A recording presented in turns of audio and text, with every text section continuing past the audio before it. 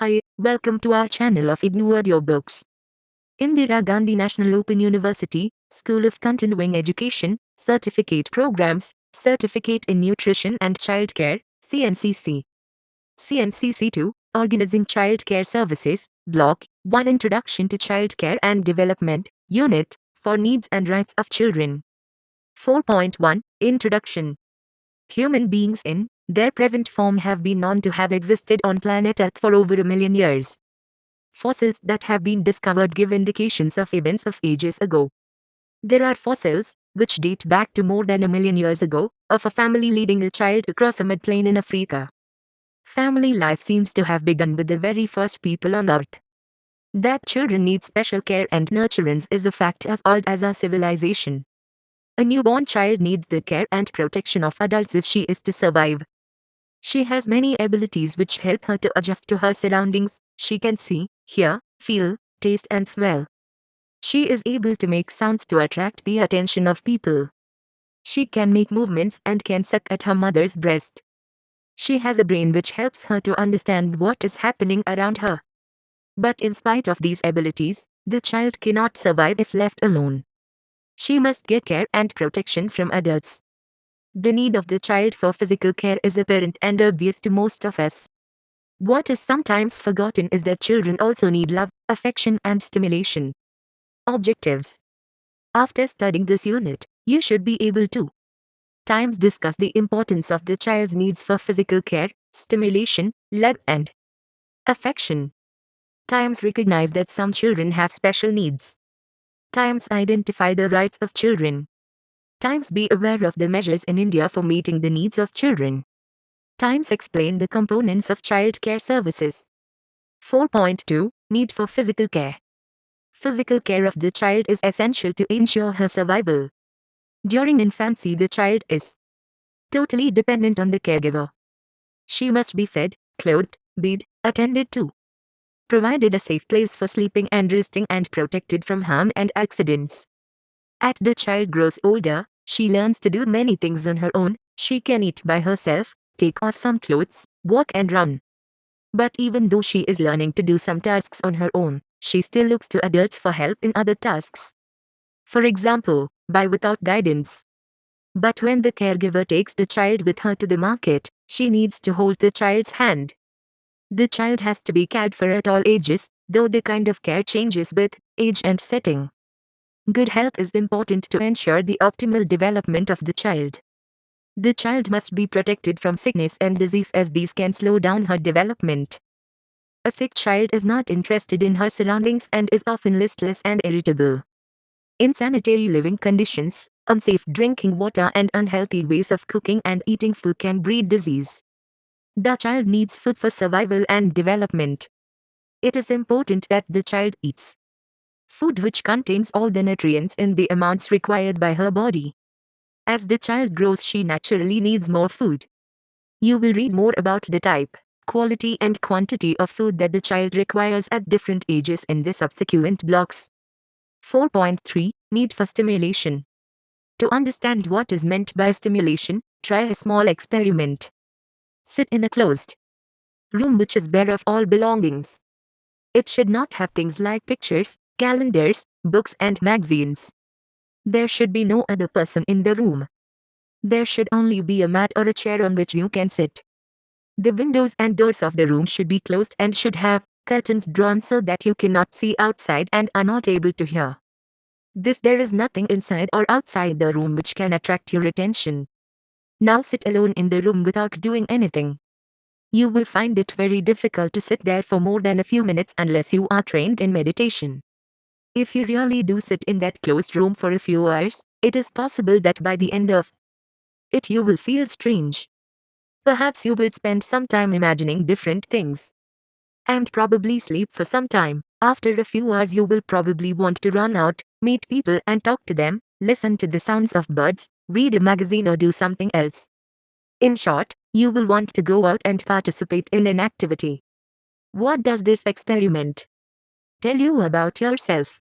All of us need and seek events and experiences that we find interesting, that cause us to think and respond.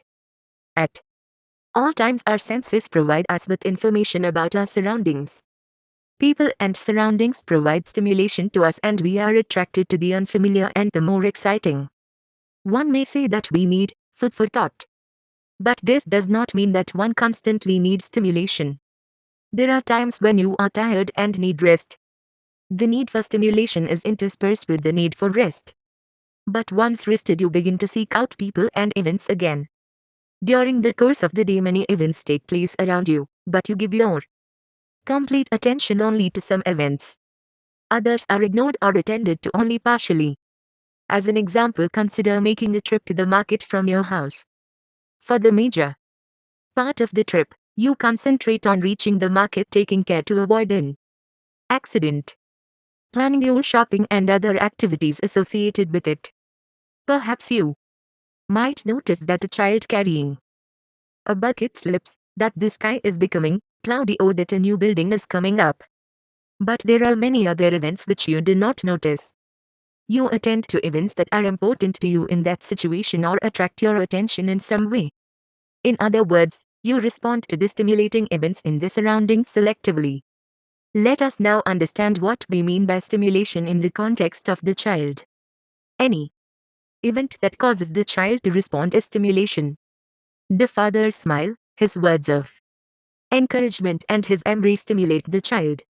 They give the child the information that the father loves her and stimulate the child to respond to him. The touch of a hot object is a stimulus which helps the child to reach the conclusion that touching both objects is painful and they must not be touched. The activities of running, hopping, and other games are stimulating to the child. A toy, a book, a tree, a loud noise, the stars, and the river all stimulate the child. The entire environment is full of events, people and things, each one of which can be a stimulus.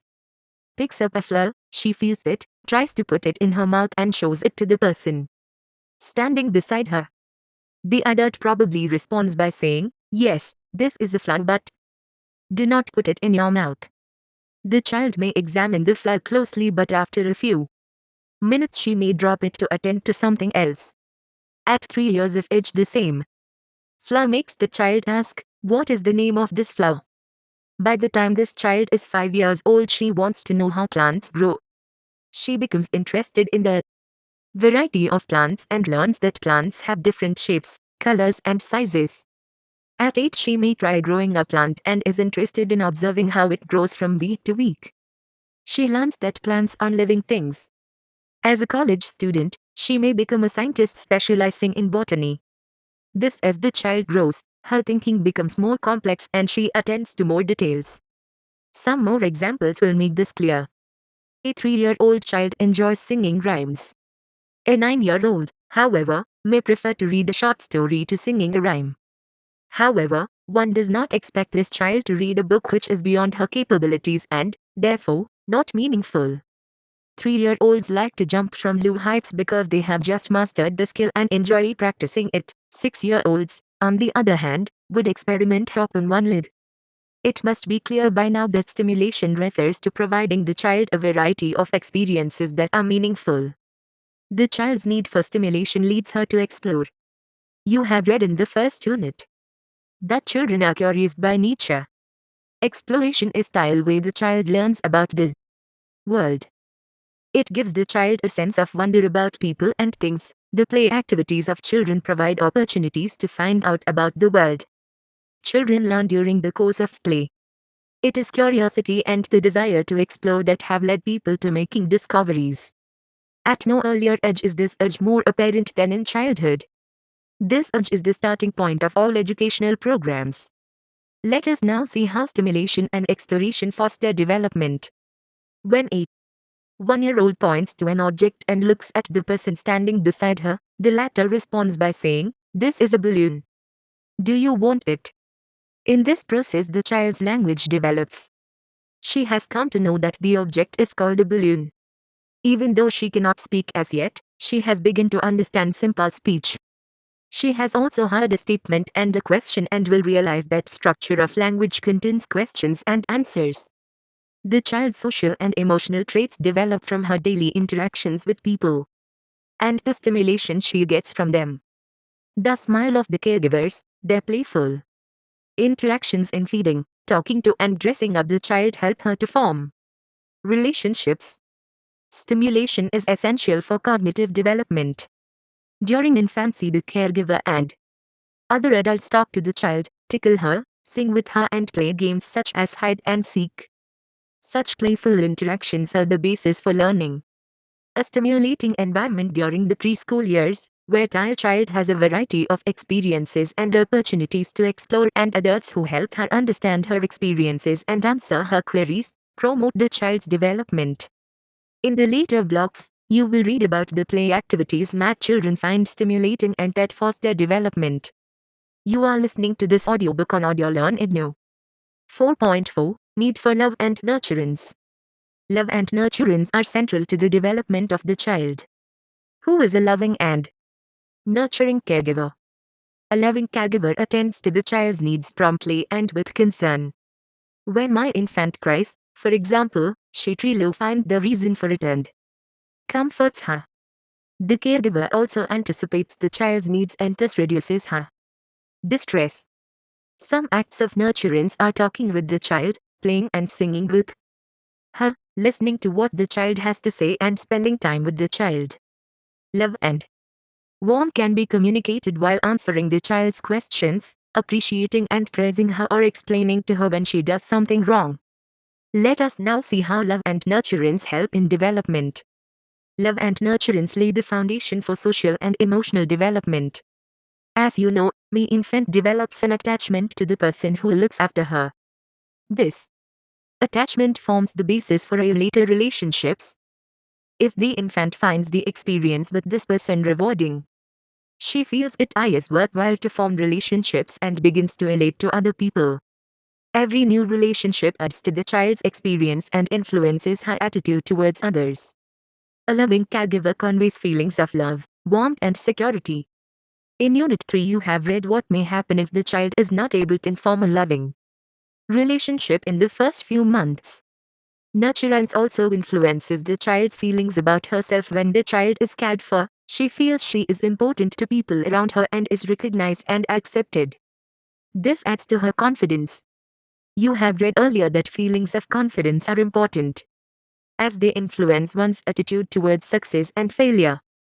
These feelings are important for another reason also. They influence the child's exploratory behavior. It is only when the child feels confident about adult protection and security that she tries to do something new or different. A child who is confident that caregivers will come to her when she needs them will take a new step. The one who feels insecure will cling to the parents. In short, language, mental and physical development are fostered by a caregiver who provides a variety of experiences to the child and does so with affection. Check your progress exercise 1. 1. Read the following statements carefully and state in the brackets whether they are true or false. A. As the child grows older, she becomes increasingly capable of fulfilling some of her physical needs. B. We respond to all the events that happen around us.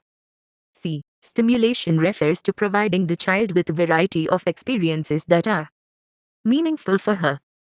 D. Stimulation is important only for cognitive development. E. Children like to explore their environment and in this process learn about the things and people around them. F. A loving caregiver tries to fulfill all the needs of children. G. Love and affection foster confidence and influence the exploratory behavior of the child. A child who feels secure is willing to take on challenges. 4.5 When needs are not met, the fulfillment of the needs of the child will ensure her optimal development. If the child is not provided good physical care, it can lead to sickness and disease. In extreme cases, this may result in a handicap such as loss of sight or hearing.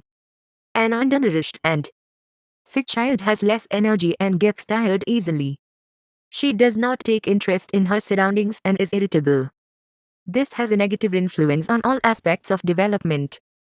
Similarly, when the child lacks opportunities for exploration and has no affectionate caregiver, disturbances in development may result. You have read that if the child is not able to form an emotional bond with a caregiver in the first few months of life, her social development can suffer. Her cognitive, language and physical development may also be slowed down due to lack of stimulation. When the child lags behind in development, it may lead to low self-esteem and a lack of initiative. The needs of children are interrelated and all of them have to be met consistently and continuously. If love and nurturance are not forthcoming from the caregiver, the child's development is most likely to be slowed down despite adequate amounts of food and stimulation. Usually, these needs of the child are met by the family and primarily by the mother. In the normal course, the family provides an optimal environment for the development of the child. If the child does not get affection from the family but is able to form a loving relationship with any one person, her development will not be adversely affected. By now you must have realized that an optimal environment is necessary to ensure the normal development of the child. An optimal environment would include adequate physical care, a variety of experiences and opportunities to explore which will stimulate the child. A loving and nurturing caregiver is absolutely important. Some children may be deprived of such an environment. Deprivation means a lack of something, and in this field of study, it has come to represent a state where children are continuously in want. Poverty usually causes a state of deprivation. Developmental changes in the needs of the child. As the child develops, her needs change and become more complex. When the child is born, she has to be fed, clothed, bathed and attended to. By 4 months of age she begins to turn over on her side. She can move from one corner of the bed to another and the mother must be careful because the child may fall. Thus at each stage of development the child needs a caregiver, though the nature of the care changes. You will be able to recall many such examples from your own experiences and from observation of children. Similarly, you have already read that what the child finds stimulating changes with age. 4.6 Children with special needs. There are some children who have needs other than the ones discussed till now. Children with a disability need more care. Children who have a physical disability such as an inability to see, hear or speak are those whose cognitive and language development is slower, or those who have an emotional problem have to be given special attention. These children must be provided special education in keeping with their abilities. A deaf child will not be able to benefit from the usual method of school instruction. Learning and teaching for her should take into consideration her inability to hear. Children with disability also need counseling for revocation, patience on the part of poor caregivers and assistance for health checkups. Love and affection, so crucial for development, become all the more important in the case of such a child. The child already knows that she is different from others, but she must not be made to feel inferior. A positive feeling about herself is important for the child in order to manage the disability and realize her potential. This is possible only when she is accepted and treated with affection. 4.7 The rights of children. The needs of a large number of children in our country are not fulfilled. A large number of children born in India die within a few years of their birth. Even survival is not ensured. Many others suffer from ill health and disease and are handicapped throughout their lives. The reasons are many: inadequate food, living environments which breed disease, and lack of money to avail of health facilities.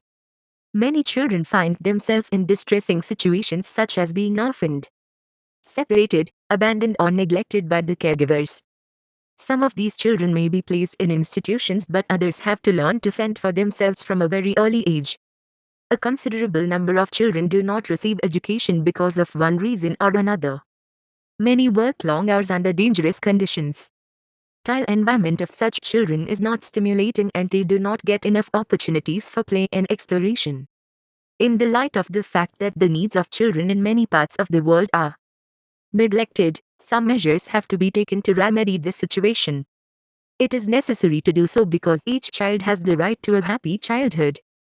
This is possible only when all the basic needs are met. Secondly, children are future citizens and they must be helped to develop abilities and capacities that will enable them to be useful to society. Protecting children from the ill effects of poverty becomes the responsibility of the government.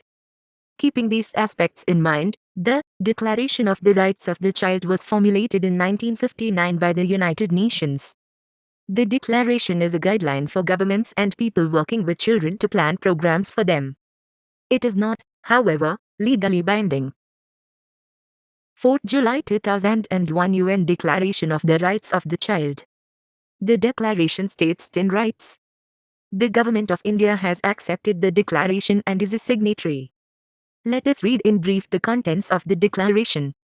Right to equality. All children are equal and are entitled to these rights without discrimination on account of race, sex, language, religion, political or other opinion, national or social origin, birth or other status whether of himself or his family. Right to special protection. The child will be given special protection and will be given opportunities and facilities to develop physically, mentally, morally, spiritually, and socially in a healthy and normal manner and in conditions of freedom and dignity. Right to name and nationality. The child shall be entitled from birth to a name and nationality. Right to health, adequate nutrition, housing and medical facilities. Towards this end, special care and protection will be given to the child and the mother including prenatal and postnatal care. Right to special care for children with special needs. The child with special needs will be given the special treatment, education and care required by his particular condition. Right to love and understanding. The child, wherever possible, will grow up under the care of parents and, in any case, in an atmosphere of affection and security. Society has the duty to extend particular care to children without a family and without adequate means to support themselves. Right to education. The child will be provided with education which would enable the development of abilities, individual judgment and sense of responsibility and enable the child to become a useful member of society. The child will be given full opportunity for play and recreation. Right to be the first to receive protection and relief in times of danger and calamity. Right to be protected from all forms of neglect, cruelty and exploitation. The child will not be allowed to take up employment before a certain age and, in no case, will be recruited in any occupation harmful to physical, mental or moral development and which interferes with education. Right to be protected from practices which may foster racial, religious or other forms of discrimination. The child must be brought up in a spirit of understanding, tolerance and peace and friendship among people. Let us now read about the measures that have been taken in our country towards fulfilling the needs of children. 4th July 2002, Directive Principles of the Indian Constitution. Even before the Declaration of the Rights of the Child in 1959, the framers of the Indian Constitution realized the importance of the needs of children. Consequently, they provided guidelines in the Constitution which, if followed, will contribute towards meeting the needs of children. These provisions in the Constitution are guidelines and not laws. The three guidelines with reference to children are: times no child below the age of 14 years shall be employed to work in any factory or mine or engaged in any other hazardous occupation. Times the government shall ensure that the tender age of children is not abused and that they are not forced by economic necessity to do work unsuited to their age. Children will be given opportunities and facilities to develop in a healthy manner and in conditions of freedom and dignity. They will be protected against exploitation and abandonment. Times the government shall try, within a period of 10 years of the commencement of this Constitution, to provide free and compulsory education for all children until they complete at the age of 14 years. The government has, however, been unable to reach these goals. A large section of our population is unable to make use of facilities for education. Primary education is free in all states, but still, only half the total number of school-going children attend school. Despite various legislations, children continue to work in difficult and dangerous jobs. The employers find loopholes in the law and the children are forced to work because of poverty. 4th July 2003, National Policy for Children. Realizing that despite many efforts and measures on the part of the government and voluntary organizations, the needs of the children of a large section of our population were still unfulfilled, the government adopted the National Policy for Children in August 1974.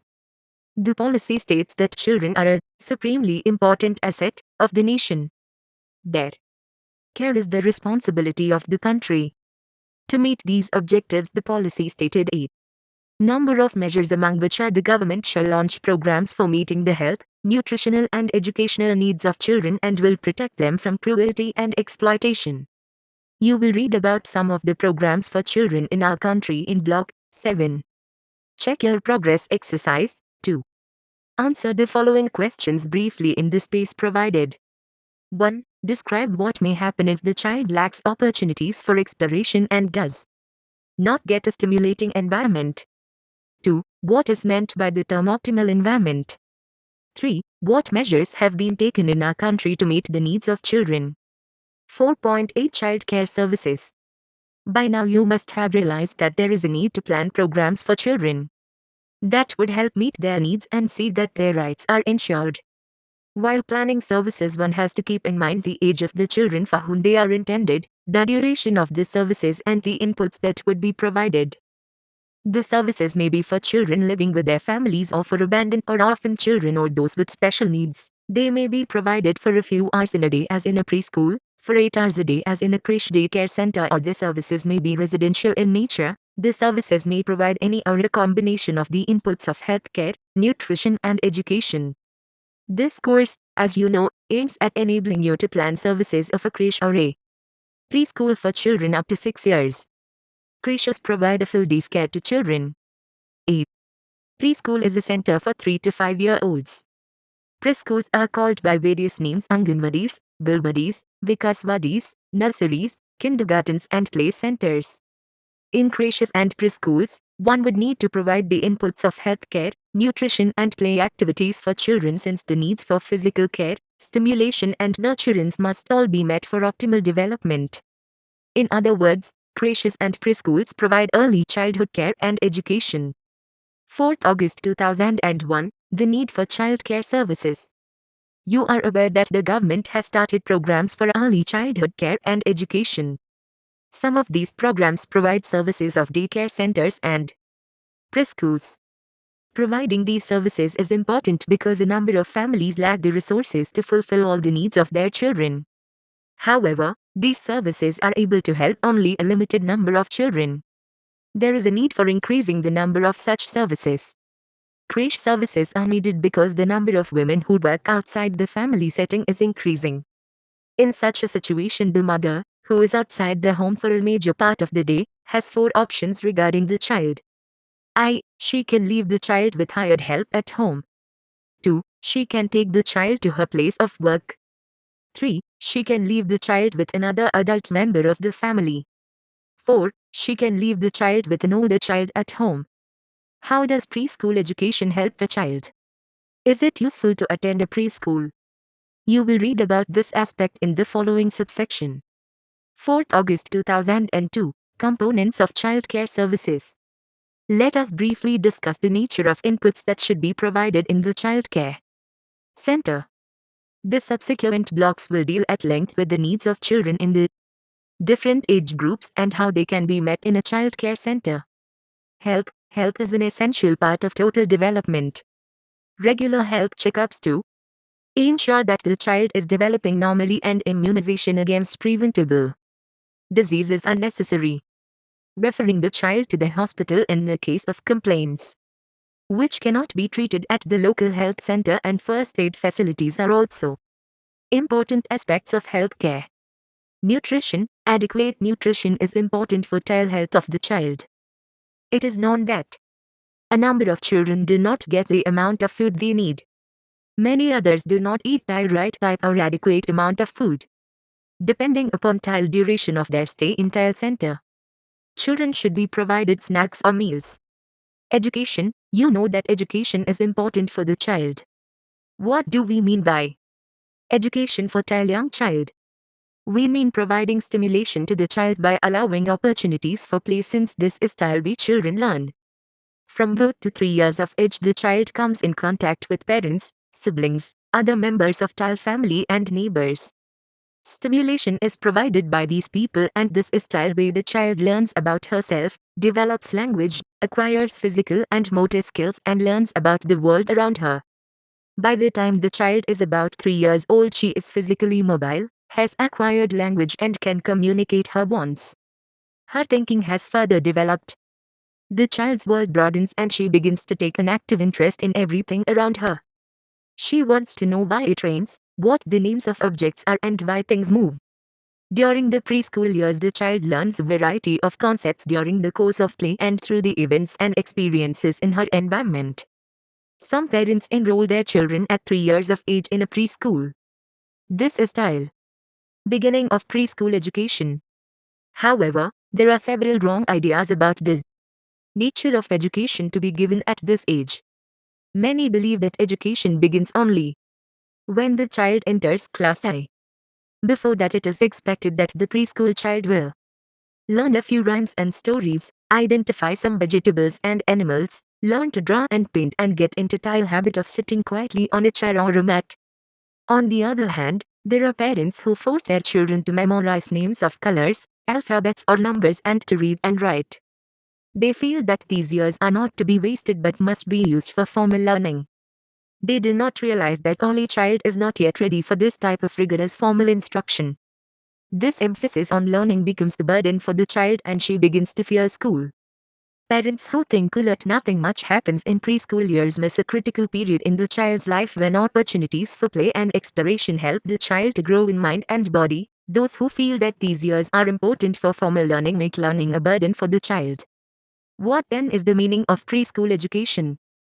Preschool education aims at the all-round development of the child, play, physical, motor, cognitive, language, social and emotional, by providing the child stimulating experiences and opportunities for play and exploration. Of course, a loving and a warm caregiver is absolutely important. Children's play should be the medium of learning in a preschool. Preschool education becomes important because it provides a setting for a child to learn to relate to others, make friends and do things in a group, where she imbibes style values of sharing and cooperation. Tile child becomes confident about herself. This will help her to adjust to a bigger group in the primary class and to cope with being away from home. Besides promoting social and emotional development, preschool education is important for physical, cognitive and language development as well. It has been seen that children who have had some kind of stimulation during the early years are more likely to do well in primary school and less likely to leave school after the first 1 or 2 classes. For a child who has not attended a preschool, primary school is unfamiliar. She may be unprepared for the formal routines of school. Finding school unpleasant, she may wish to leave it. She, therefore, does not stay long enough in school to learn to read, write and count. This preschool education prepares the child for formal schooling. You have read in this unit that children find stimulation through play. It has been said that play should be the medium of learning in the early years. In the next unit you will read about the role of play in the development. Check your progress exercise 3. Answer the following questions briefly in the space provided below. 1. What are the 3 factors that necessitate providing child care services? 2. What should be the purpose of preschool education? 4.9. Summing UP. In this unit you have read that the child needs physical care, stimulation and love from the caregivers. All these needs of the child must be met simultaneously to ensure optimal development. Usually, these needs are met by the family, primarily by the mother. The family provides an optimal environment for the development of the child. However, these needs of the child can also be met by persons outside the family. For many children in the world, basic needs are neglected. Recognition of this fact and the realization that this must be remedied led to the Declaration of the Rights of the Child in 1959. The Directive Principles 9 of the Indian Constitution and the National Policy for Children adopted by the Indian government provide guidelines for ensuring a happy childhood for all children. The fact that an increasing number of women have started working outside the home has made it necessary to provide creches. Preschools prepare the child for formal schooling and foster all-round development. Creches and preschools should meet the child's need for health care, nutrition and stimulation. 4.10 Glossary.